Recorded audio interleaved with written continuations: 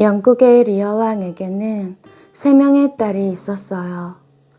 큰딸 고네릴과 둘째 딸 리건은 외모가 아름다웠지만 성격이 좋지 못했죠. 하지만 셋째 딸 코델리아는 누구보다 아름답고 아주 착했어요.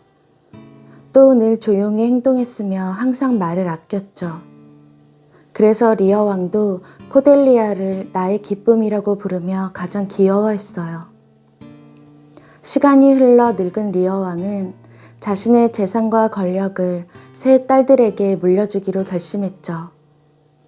그런데 리어 왕은 딸들이 자신을 얼마나 사랑하는지 궁금했어요. 그래서 딸들의 효심을 시험하기로 했죠. 얼마 후 나팔이 울리고 큰 사위 올리버 공작, 둘째 사위 코널 공작이 들어왔어요. 그리고 고네릴과 리건, 코델리아도 뒤따라 들어왔죠. 리어 왕은 그들의 얼굴을 하나하나 바라보며 말했어요. 이제 나도 나이를 먹어 쉴 때가 되었구나. 그래서 내가 가진 것들을 너희에게 주고 싶구나. 오늘 이 자리에서 각각 너희가 가진 몫을 셋으로 나누고 코델리아의 남편도 정하겠다. 그 전에 너희에게 묻고 싶은 것이 있구나. 너희 중 누가 가장 나를 사랑하는지 궁금하구나. 그러자 큰딸 고네릴이 재빨리 눈웃음을 지으며 말했어요. 아버지를 사랑하는 제 마음을 말로는 표현할 수가 없습니다. 아버지는 보석보다 귀하신 분이고 자유보다 더 소중한 분이십니다. 저는 이 세상 그 무엇보다 아버지를 사랑합니다. 이 세상의 모든 자식들보다 아버지를 사랑으로 모실 것입니다. 리어 왕은 큰딸 고네릴의 말에 감동하였죠. 리어 왕은 지도를 펼치고는 넓은 땅을 가리키며 말했어요. 자, 이 땅을 너의 남편 올리버에게 주리라. 이 땅에는 울창한 숲과 기름진 땅, 그리고 물고기가 많이 잡히는 강이 있단다. 또한 넓은 목장도 있으니 풍족하게 살 수 있을 것이다. 이 말을 들은 둘째 딸 리건이 재빨리 앞으로 나왔어요. 저 역시 언니와 같은 마음으로 아버지를 사랑하고 있습니다. 제가 하고 싶은 말은 언니가 다 해버렸네요. 그러나 여기서 한마디만 더 보탠다면 저에게 있어 가장 기쁜 일은 아버지를 사랑하는 일입니다. 그 어떤 즐거움도 아버지를 사랑하는 것보다 가치가 없습니다. 이번에도 리어 왕은 크게 기뻐했어요. 그래서 리건에게도 넓은 땅을 주었죠. 이제 막내딸 코델리아의 차례가 되었어요. 리어 왕은 코델리아를 제일 예뻐했기 때문에 내심 기대하고 있었죠. 나의 기쁜 코델리아야, 너는 이 아비를 얼마나 사랑하느냐. 그러나 코델리아는 언니들처럼 눈웃음을 짓거나 목소리를 높여 말하지 않았어요. 오히려 아무 표정 없이 대답했죠. 전 할 말이 없습니다. 리어 왕이 화를 내며 말했어요. 뭐라고? 만약 내가 한마디도 하지 않는다면 너는 내게서 아무것도 얻지 못할 것이다. 그러니 다시 한번 잘 생각해서 말해보아라. 이 아비를 얼마나 사랑하느냐? 아버지, 저는 제 마음을 잘 표현하지 못하겠습니다. 아버지를 얼마나 사랑하는지 어떻게 말로 할 수 있습니까? 아버지를 사랑하는 것은 딸의 당연한 도리라고 생각합니다. 리어 왕은 실망을 넘어서 배신감까지 느꼈어요. 제일 귀여워했던 코델리아가 이렇게 말할 줄 몰랐기 때문이죠. 그러나 코델리아는 다시 한번 담담한 표정을 지으며 말했어요. 아버지는 저를 낳아주시고 길러주셨습니다. 저는 그 은혜의 보답으로 아버지를 사랑하고 모실 것입니다. 그런데 만약 제가 결혼을 하게 된다면 제 사랑의 절반은 남편에게 주어야겠죠. 제가 언니들처럼 오직 아버지만을 사랑한다면 평생 결혼할 수 없을 것입니다. 그래? 이것이 너의 진짜 마음이구나. 너는 이 순간부터 내 딸이 아니다. 알겠느냐? 놀란 신하들이 리어 왕을 말리려고 하였죠. 그러나 리어 왕은 이미 이성을 잃은 뒤였어요. 여봐라, 당장 프랑스 왕과 버건디 공작을 불러라. 오직 정직이라는 지창금만을 가진 코델리아를 두 사람 중 누가 데려갈 것인지 물어보겠다. 그러자 충신 켄트가 다시 한번 리어 왕에게 요청했어요. 폐하, 코델리아 공주님은 절대 두 공주님들보다 효심이 부족하지 않습니다. 늘 폐하를 사랑으로 바라보던 공주님의 눈빛을 잊으셨습니까? 부디 그 진심을 알아주십시오. 하지만 리어 왕은 화가 난 얼굴로 외쳤어요. 목숨이 두 개가 아니라면 당장 닥치고 있어라. 그러나 켄트는 두려워하지 않고 말했어요. 제 목숨은 언제나 폐하의 것입니다. 그러니 죽는 것은 두렵지 않습니다. 하지만 매사에 신중하시던 폐하께서 이런 경솔한 판단을 내리시도록 지켜볼 수는 없습니다. 켄트의 말을 듣고 화가 머리끝까지 난 리어 왕이 칼을 뽑았어요. 다른 신하들이 겨우 말려서 켄트는 목숨을 부지할 수 있었죠. 하지만 리어 왕은 분이 풀리지 않는지 분노에 찬 목소리로 켄트에게 말했어요. 나는 그동안 너를 아껴왔는데 오히려 너는 버릇없이 굴고 있구나. 너에게 닷새를 줄 테니 그동안 내 영토에서 떠나거라. 만약 그 뒤에도 내 나라에서 너의 모습이 발견되면 너를 즉시 죽일 것이다. 할 수 없이 켄트는 리어 왕에게 마지막 인사를 하고는 물러갔죠. 코델리아에게도 작별 인사를 했어요. 신께서 공주님의 진심을 알고 계십니다. 부디 평안하시기를. 그리고 고네릴과 리건에게도 말을 건넸죠. 두 공주님의 말씀이 진심이기를 바랍니다. 인사를 마친 켄트가 나가고 코델리아 공주에게 청혼을 했던 프랑스 왕과 버건디 공작이 리어 왕 앞에 왔어요. 리어 왕은 먼저 버건디 공작에게 물었죠. 공작께서는 코델리아의 직창금으로 얼마를 원하시오? 버건디 공작이 대답했어요. 이미 왕께서 정하신 몫이면 됩니다. 저는 그 이상은 바라지도 않습니다. 버건디 공작, 나는 코델리아에게 많은 땅을 주려고 했소. 그런데 저 아이가 스스로 그것을 발로 차버렸소. 이제 내 딸이 아닌 코델리아가 가진 것이라고는 내 노여움밖에 없소. 버건디 공작은 한 푼도 물려받지 못한 코델리아와는 결혼할 생각이 없었어요. 그는 코델리아에게 말했어요. 죄송합니다. 저는 지창금 없이 공주님과 결혼할 수가 없습니다. 코델리아도 재산만 보고 결혼하기를 원하는 남자와는 평생을 함께하고 싶지 않았죠. 반면 옆에 서 있던 프랑스 왕은 왜 코델리아가 아무것도 물려받지 못하게 되었는지 물었어요. 코델리아가 차분한 목소리로 말했죠. 제가 아버지의 사랑을 잃은 것은 저에게 아부하는 혀가 없기 때문입니다. 하지만 저는 후회하지 않습니다. 모든 상황을 이해한 프랑스 왕은 코델리아의 지혜와 마음씨에 감동을 받았어요. 그런 고운 마음씨를 가진 코델리아라면 아내로 맞이하고 싶었죠. 당신은 아무것도 가지지 못했지만 가장 많은 것을 가지고 있군요. 비록 당신은 버림받았지만 가장 소중한 분입니다. 지금 저는 누구보다 당신을 사랑하게 됐습니다. 그러니 나의 아내이자 프랑스 왕비, 그리고 프랑스 국민의 어머니가 되어주십시오. 코델리아는 기쁜 얼굴로 프랑스 왕의 손을 잡아주었어요.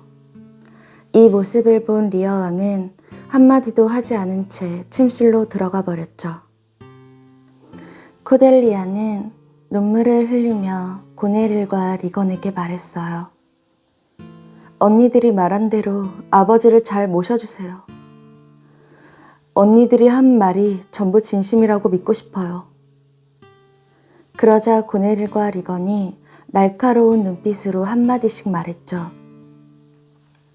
이제부터 아버지는 우리가 알아서 할 테니 넌 신경 쓰지 말고 네 남편에게나 잘하렴. 한편 리어 왕의 신하 중에는 글로스터 백작이 있었어요. 글로스터 백작에게는 첫째 부인에게서 얻은 아들 에드거와 서자인 에드먼드가 있었죠. 에드먼드는 천한 자식으로 태어났다고 손가락질을 받는 자신의 처지가 너무도 싫었어요. 당연히 에드먼드의 눈에 첫째 아들이자 모든 재산을 물려받을 형 에드거가 좋게 보일 리가 없었죠.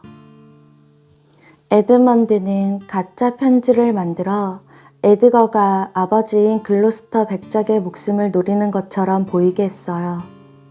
에드먼드의 계략에 속은 글로스터 백작은 길길이 날뛰며 에드거를 죽이려 했고 에드거는 도망칠 수밖에 없었죠. 글로스터 백작은 아들이 자신의 목숨을 노렸다는 사실에 분노하며 리건과 코널 공작을 찾아가 하소연을 했죠. 리건 공주님, 코널 공작님, 설마 제가 자식에게 배신을 당할 줄은 꿈에도 생각 못했습니다. 믿었던 에드거가 나를 죽이려 했다뇨.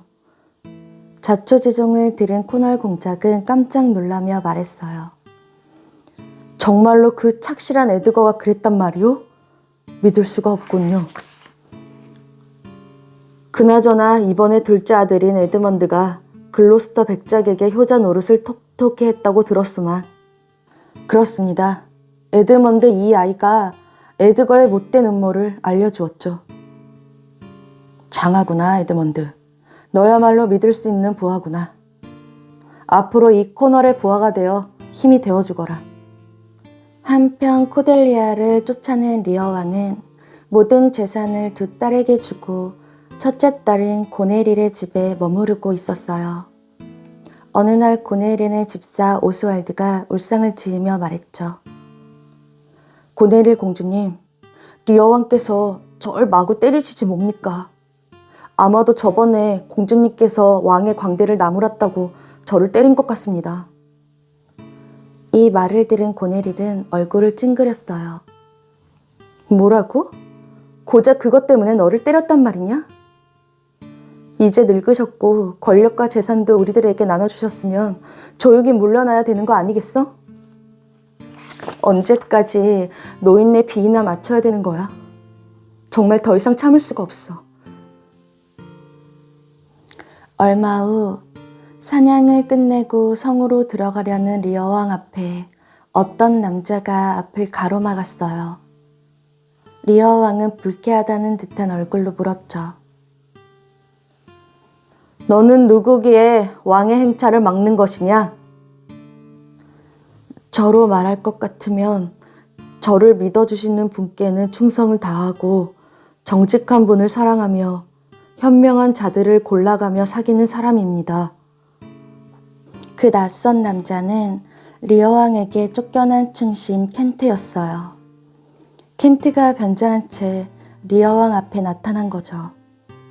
이 사실을 모르는 리어 왕은 재치 넘치는 남자의 말에 호기심이 생겼어요. 좋다. 너를 부하로 삼지. 리어 왕은 변장한 켄트를 데리고 고네릴의 성으로 들어갔죠. 리어 왕이 성 안에 들어섰는데도 주인은 조용했고 아무도 나와서 반겨주지 않았어요. 이상하게 생각한 리어 왕은 오스왈드를 불러 고네릴을 데려오라고 시켰죠. 하지만 한참이 지나도 소식이 없자 리어 왕은 화가 나서 말했어요. 고네릴은 어디에 있기에 아버지가 왔는데도 머리카락 하나 안 보이는 것이냐? 하지만 고네릴은 방 안에서 나올 생각을 하지 않았죠. 하인들 역시 리어 왕을 본체 만취했어요. 리어 왕의 신하가 고개를 갸우뚱하며 말했죠. 폐하, 하인들부터 공작 부인들까지 사람들의 태도가 모두 이상해졌습니다. 모두들 저희 말을 듣는 척도 하지 않습니다. 믿었던 첫째 딸이 어떻게 내게 이럴 수 있는 것이냐? 리어 왕은 자신에게 사랑한다고 말할 때와 달라진 고네릴에게 실망했어요. 그때 오스왈드가 리어 왕 앞에 나타났죠. 리어 왕은 혼자 나타난 오스왈드를 보고 화가 나서 호통을 쳤어요. 도대체 넌 내가 누구라고 생각하기에 내 명령을 듣지 않는 것이냐? 그러자 오스왈드는 전혀 당황한 기색도 없이 건방진 말투로 대꾸했죠. 고네릴 공주님의 아버지이시죠. 오스왈드의 건방진 태도에 리어 왕은 참지 못하고 오스왈드의 얼굴을 주먹으로 때렸어요. 바닥에 쓰러진 오스왈드는 씩씩대며 리어 왕을 노려보았죠. 그 모습을 보고 켄트가 나서서 호통을 쳤어요. 이 천한 놈이 감히 누구 앞에서 추태를 보이느냐? 켄트의 호통에 겁을 먹은 오스왈드는 도망갔어요. 리어 왕은 그런 켄트가 믿음직스러웠죠. 그때 리어 왕의 광대가 나타났어요. 이 광경을 지켜보고 있던 광대는 리어 왕의 옆에 있는 켄트에게 다가가 왕을 비꼬는 듯 말했죠. 안 됐네요. 당신은 이제 곧 바람 부는 대로 날리는 신세가 될 거예요. 당신이 지금 모시는 저분은 마음에 없는 말만 하는 두 딸에게는 땅과 권력을 주고 진실한 셋째 딸은 내쫓는 분이잖아요. 리어 왕이 소리쳤지만 광대는 들은 척도 하지 않고 계속해서 말을 이어갔죠. 충실한 개는 계집으로 쫓겨나고 아부만 하는 두 마리 암캐는 따뜻한 집안에 남아 냄새를 풍기네요. 광대의 말을 들은 리어 왕은 쫓아낸 셋째 딸이 생각나 마음이 아팠어요. 하지만 리어 왕이 괴로워하든 말든 광대는 주절주절 떠들어댔죠. 자, 좋은 것을 가르쳐 드릴 테니 잘 들어봐요. 알고 있어도 말하지 말고 마음속에 있는 것을 다 보여주지 말고 거짓말만 잘하면 지금보다 훨씬 부자가 될 수 있죠. 리어 왕이 얼굴을 찌푸렸어요. 밥맛 없는 광대로군. 광대는 리어 왕이 이맛살을 찌푸려도 아랑곳하지 않고 리어 왕에게 계속 말했죠. 어떻게 그런 멍청한 짓을 할 수가 있죠? 달콤한 말에 속아 가진 것을 모두 내어놓다뇨. 당신이 저지른 행동은 타고 다녀야 할 당나귀를 업은 채 지느길을 걷는 것과 똑같은 것이죠. 전 당신처럼 되기는 싫어요. 저기 당신이 기다리시던 분이 나오시네요. 광대가 가리키는 쪽을 보니 첫째 딸 고네릴이 다가오고 있었어요. 고네릴은 인상을 잔뜩 찌푸린 채 리어 왕 앞에 나타났죠. 리어 왕은 고네릴을 보자마자 꾸짖으며 말했어요. 도대체 넌 무슨 일이 있기에 내가 돌아왔는데도 이제야 나타나는 것이냐? 그러나 고네릴은 대꾸도 하지 않고 고개를 돌려버렸어요. 이것을 보던 광대가 또 말했죠. 딸이 인상을 찡그리든 웃든 상관하지 않던 시절이 좋았죠. 당신보단 내가 나아요. 나는 바보에다가 광대이지만 당신은 아무것도 아니니까요. 고네릴은 더욱 인상을 쓰며 리어 왕에게 말했어요. 아버지, 제발 저 버릇없는 광대의 입 좀 닥치라고 하세요. 아버지의 광대나 기사들은 모두 예의가 없고 난폭해서 참을 수가 없어요. 그리고 요즘 아버지는 늙어서인진 몰라도 말과 행동이 이상해지셨어요. 제발 왕답게 행동하세요. 리어 왕은 어이가 없었어요. 눈앞에 있는 딸이 자신의 딸이 맞는지 의심이 될 정도였죠. 이 모습을 본 광대가 또 비꼬며 말했어요. 참새가 뻐꾸기를 키우면 그 뻐꾸기는 자라서 참새를 먹어버리지. 이때 뒤늦게 돌아온 올리버 공작이 화가 난 리어 왕을 보고 어리둥절하였어요. 폐하, 일단 고정하십시오. 대체 무슨 일이십니까? 리어 왕이 밖으로 나가자 광대와 기사, 시종들도 뒤따라 나갔어요. 올리버 공작이 고네릴에게 물었죠. 폐하께서 저렇게 화를 내시는 이유가 무엇이오? 고네릴은 표정 하나 바뀌지 않은 채 말했어요. 정신이 나간 모양이에요. 올리버 공작은 못마땅한 얼굴로 고네릴에게 말했죠. 당신은 나의 소중한 아내요. 하지만 늙은 아버지를 저렇게 내보내는 것은 옳지 못한 일 같소. 그러나 고네릴은 올리버 공작의 말을 흘려들었죠. 그리고는 리건에게 편지를 썼어요. 고네릴은 오스왈드에게 편지를 건네며 말했죠. 이 편지가 아버지보다 먼저 리건의 성에 도착하도록 해주게. 이 모습을 보고 있던 올리버 공작은 못마땅했지만 일단은 상황을 지켜보기로 했죠. 한편 리어 왕도 고네릴의 성을 떠나 리건의 성으로 가겠다는 편지를 썼어요. 그리고 켄트에게 편지를 주었죠. 어서 이 편지를 리건에게 전달하게나.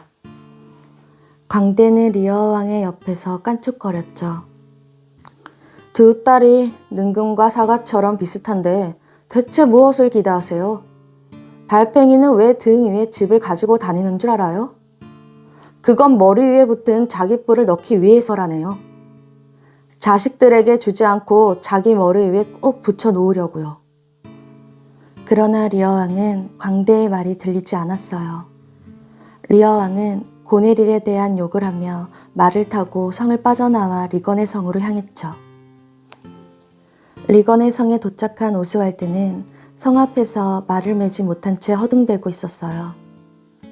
그때 리어 왕의 편지를 가지고 온 켄트가 그 모습을 우연히 보게 되었죠. 켄트는 오스왈드의 얼굴을 보자 다시 화가 났어요. 켄트는 다짜고짜 오스왈드를 향해 마구 욕을 했죠. 이 못된 놈 같으니. 아부만 헤드설이 리어 왕께서 무례하게 굴던 놈 아니냐? 오스왈드는 켄트를 알아보지 못했기 때문에 처음 본 사람이 자신에게 대뜸 욕을 하자 깜짝 놀랐어요. 너는 참으로 괘씸하구나. 어떻게 생판 처음 보는 사람한테 욕을 하느냐? 오스왈드 이놈, 이틀 전에 만난 나를 기억하지 못하겠느냐? 오스왈드가 비아냥거리며 다시 말을 매려 하자 분을 참지 못한 켄트가 칼을 뽑아들었어요. 그것을 보고 놀란 오스왈드가 비명을 지르자 리건과 리건의 남편 코널 공작 그리고 글로스터 백작이 뛰쳐나왔죠. 도대체 무슨 일이냐? 리건의 남편인 코널 공작이 묻자 오스왈드가 억울하다는 듯 말했어요. 코널 공자님, 저는 아무 잘못도 없습니다. 며칠 전 저놈이 폐하의 비위를 맞추려고 저를 괴롭혔지 뭡니까? 그리고 저놈은 폐하에게 칭찬을 받았죠. 그 후부터 자기가 영웅이라도 되는 듯 우쭐거리더니 오늘은 저를 보고 또 칼을 뽑는 겁니다. 저는 정말 억울합니다. 이 편지를 읽어보십시오. 오스왈드는 리건에게 고네릴이 준 편지를 건넸어요. 리건은 고네릴이 준 편지를 읽고 시종들을 시켜 켄트에게 족쇄를 채우라고 명령했죠. 그러자 옆에 있던 글로스터 백작이 이를 말렸어요. 리건 공주님, 그러지 마십시오. 아무리 죄를 지었다고 해도 이자는 폐하의 심부름을 하는 사람입니다. 폐하께서 이 사실을 아시면 몹시 화를 내실 것입니다. 아버지의 하인이니까 그러는 거예요. 분명 저잔 언니의 편지에 적힌 말처럼 우리 성에 해가 될 거예요. 글로스터 백작, 저 사람에게 족쇄를 채워 당신의 성에 가둬두세요. 리건과 코널 공작은 아랑곳하지 않고 빨리 족쇄를 채우라고 재촉했죠. 결국 글로스터 백작은 어쩔 수 없이 켄트에게 족쇄를 채우며 속삭였어요. 두 분의 뜻이 완고하니 어쩔 수 없구려. 그러나 내가 기회를 봐서 다시 한번 용서해 달라고 부탁하겠네. 걱정 마십시오. 착한 사람이라도 불행을 겪을 때가 있는 법입니다. 켄트는 결국 족쇄에 묶인 채 하룻밤을 지새웠어요. 다음 날 아침, 리건의 성에 도착한 리어 왕은 성 안에 아무것도 없다는 것을 알고 글로스터 백작의 성으로 향했어요. 그곳에는 족쇄를 찬 켄트가 있었죠. 리어 왕이 기가 막혀 물었어요. 누가 감히 왕의 심부름꾼을 족쇄를 채웠느냐? 폐하의 둘째 따님과 사위지요. 리어 왕은 또 한 번 절망에 빠졌어요. 리어 왕은 한숨을 푹 쉬고는 켄트에게 물었죠. 그런데 도대체 왜 리건은 자신의 성에 있지 않고 글로스터 백작의 성에 있는 것이냐? 리건 공주님이 고네릴 공주님의 편지를 받자 이곳으로 왔습니다. 아무래도 폐하를 만나지 않으려고 피하는 것 같습니다. 그리고 켄트는 어젯밤에 있었던 일들을 모두 털어놓았죠. 리어 왕은 화가 나서 얼굴이 벌개졌어요. 옆에서 그것을 지켜보던 광대가 다시 떠들기 시작했죠. 아버지가 돈주머니를 차고 있으면 모두 효자지만 아버지가 누더기를 걸치면 모두 모른 척하죠. 리어 왕은 화를 참지 못하고 글로스터 백작을 시켜 리건과 코널 공작을 불러오라고 했죠. 하지만 몇 번이나 아프다는 핑계를 대고 리건은 리어 왕을 만나려고 하지 않았어요. 리어 왕은 불같이 화를 내며 글로스터 백작에게 다시 명령했죠. 지금 당장 내 앞으로 리건과 코널을 데려와라. 국왕의 명령이다. 만일 오지 않으면 북을 쳐서라도 깨워올 것이야. 한참 후에야 리건과 코널 공작이 리어 왕 앞에 나타났어요. 코널 부부는 억지로 고개를 숙이며 인사했죠. 리건을 못마땅한 얼굴로 물었어요. 아버지, 무슨 일로 오신 거예요? 리어 왕은 리건에게 고네릴의 성에서 당했던 일을 모두 말했어요. 하지만 리건은 이미 고네릴의 편지를 읽은 후였고 고네릴의 편이었죠. 리건은 아무것도 아니라는 듯 리어 왕에게 말했어요. 제발 좀 진정하세요. 언니가 그렇게 한 데에는 다 이유가 있겠죠. 제가 볼 땐 아버지가 너무 늙으셔서 그런 것 같아요. 늙은 사람들은 젊은 사람들의 말을 들어야 해요. 어서 언니에게 가서 잘못했다고 말하세요. 리어 왕은 기가 막혔어요. 내가 고네릴에게 돌아가서 빌란 말이냐? 이제 늙었으니 자비로운 공주님께서 옷과 잠자리 그리고 먹을 것을 주세요 라고 말하란 말이더냐? 아버지, 재미없는 장난은 그만하시고 언니에게나 가세요. 난 절대 가지 않을 것이다. 내 언니는 내 부하들을 욕하는 것도 모자라 나에게 험한 말을 하며 노려보기까지 했지. 그리고 리어 왕은 하늘을 향해 기도했어요. 하늘이시여, 고네릴의 자식들을 모두 절름발이로 만들어주소서. 리어 왕의 저주에 리건과 코널 공작은 소름이 돋았어요. 리어 왕이 화가 나면 자신들에게도 그 저주를 퍼부을 것이라고 생각했기 때문이죠. 그때 고네릴이 글로스터 백작의 성에 도착했어요. 리건은 고네릴을 노려보는 리어 왕을 무시한 채 언니에게 달려가 손을 잡았죠. 이 모습에 리어 왕은 더욱더 화가 났어요. 리건, 네가 저 고약한 애의 손을 잡다니. 고네릴이 리어 왕을 쏘아보며 대들었죠. 제가 무슨 잘못이 있기에 제 손을 잡지 말라는 거예요? 넌 아직도 네 죄를 모르는구나. 그런데 내 하인에게 족쇄를 채운 자는 누구냐? 그러자 코널 공작이 당당하게 말했어요. 제가 그랬습니다. 저자의 행동이 하도 소란스러워 족쇄를 채웠습니다. 자네가 그랬다고? 리어 왕이 코널에게 화를 내려는 순간 리건이 끼어들었어요. 아버지, 제발 진정하시고 언니와 함께 돌아가세요. 그리고 한 달 뒤에나 저에게 오세요. 고네릴에게 돌아가느니 들에서 사는 걸 선택하겠다. 아니, 코델리어와 결혼한 프랑스 왕에게 가서 노예짓을 하며 살겠다. 그러자 고네릴이 어깨를 으쓱하며 대꾸했어요. 그럼 그렇게 하세요. 고네릴, 제발 날 미치게 만들지 말아라.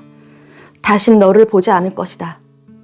다만 아비로서 마지막 충고를 하니 마음을 좋게 써라. 난 그냥 100명의 기사를 데리고 리건과 함께 살 것이니 그리 알아라. 리어 왕의 말에 리건이 펄쩍 뛰었어요. 안 돼요, 아버지. 저는 아직 아버지를 모실 준비가 되어 있지 않아요. 그러니 제발 언니와 함께 돌아가세요. 이럴 땐 노인이 참아야지 뭐 별 수 있나요? 리어 왕은 체념하듯 말했어요. 진심으로 하는 말이냐? 물론 진심이죠. 아버지의 기사가 100명이나 된다고요? 너무 많아요. 시종은 50명이면 충분하지 않나요? 아니, 50명도 너무 많네요. 시종 25명이면 충분히 아버지가 만족하실 정도로 모시고 살 수 있을 거예요. 그것보다 아버지께 기사나 시종 따위가 왜 필요하신 거죠? 저희에게도 아버지의 시중을 들 하인들이 충분히 있어요. 아버지의 시종까지 두면 비용도 많이 들고 위험도 커져요. 무엇보다 한 집에 두 주인을 섬기는 시종들이 평화롭게 지낼 리가 없잖아요. 그러자 리건도 옆에서 거들었어요. 맞아요. 시종은 한 사람도 필요 없죠. 리어 왕은 더 이상의 딸의 말에 대꾸하지 않았어요. 두 딸의 마음을 이제야 알게 된 리어 왕은 이를 갈며 말했죠. 다 그만두자. 이제 나에게 필요한 것은 인내뿐이구나. 이 마녀 같은 녀석들. 내가 반드시 너희에게 복수를 할 것이다. 너희는 내가 불행해지기를 바라겠지만 난 절대로 쓰러지지 않을 것이다. 내가 꼭 너희에게 복수를 하고 말겠다.